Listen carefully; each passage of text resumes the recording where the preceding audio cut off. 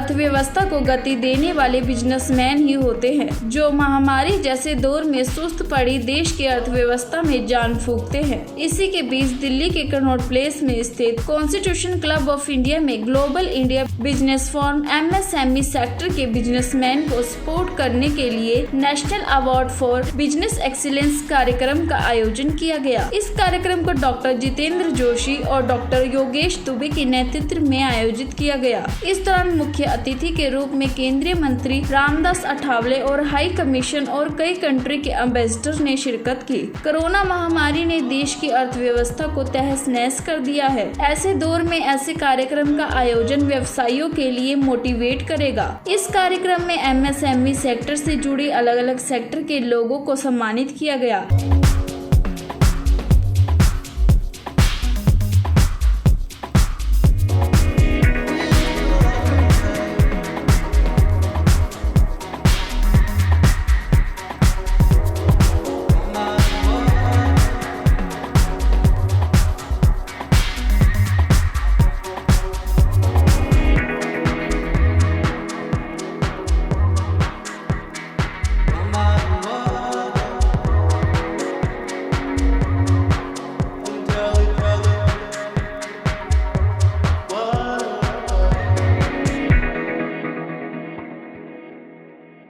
आज global India business forum की ओर से ये कार्यक्रम आयोजित किया गया है, जिसके अंदर जिन्होंने राष्ट्रीय सेवाएं की हैं, जिसने एक्सीलेंस ऑफ बिजनेस किया है, ऐसे सभी लोगों को सम्मानित करने का कार्यक्रम आज यहाँ पर आयोजित किया है।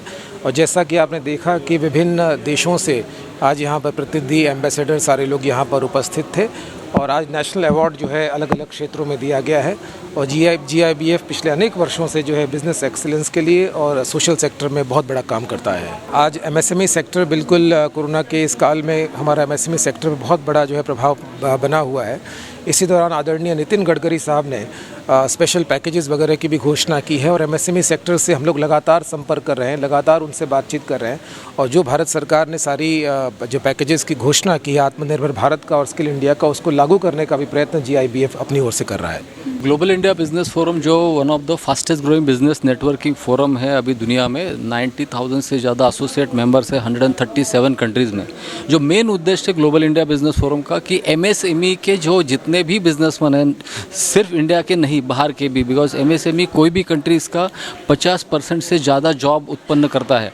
और यहाँ पे कोविड के बाद बहुत ज़रूरत है कि ग्लोबल इंडिया बिजनेस फोरम अभी अलग अलग जितने भी एम्बेसीज़ है, काउंसिल जनरल है, उनको भी मिल रहा है उनके देशों में भारतीय MSME बिजनेसमैन के लिए क्या क्या अपॉर्चुनिटीज़ हम दे सकते हैं, उसके लिए हम प्रयास कर रहे हैं। आज का जो फंक्शन था एक एप्रिसिएशन फंक्शन था।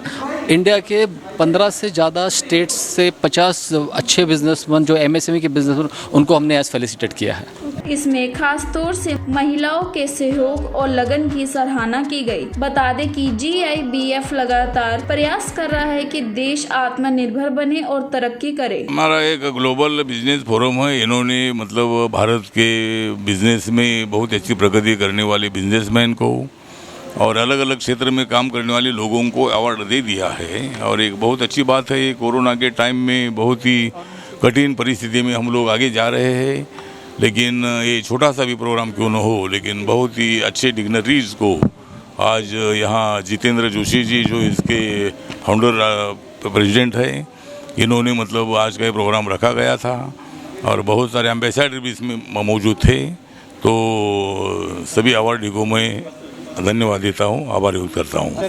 It is a great pleasure being here today to celebrate the business community and some of their major achievements, especially in this post-pandemic world and this situation.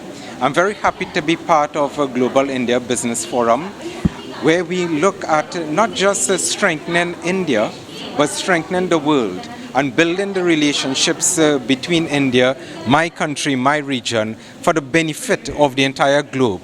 I'm really excited, and it is a pleasure that as a representative of the Indonesian Embassy, we are invited to this event, which is giving award to the medium small enterprises in India. And I believe that this is a very good platform to increase bilateral relations between Indonesia and India, especially as both countries we agreed to increase our bilateral trade by $50 billion in 2025, and this is agreed by the Prime Minister of India, Prime Minister Modi, and our President Joko Widodo.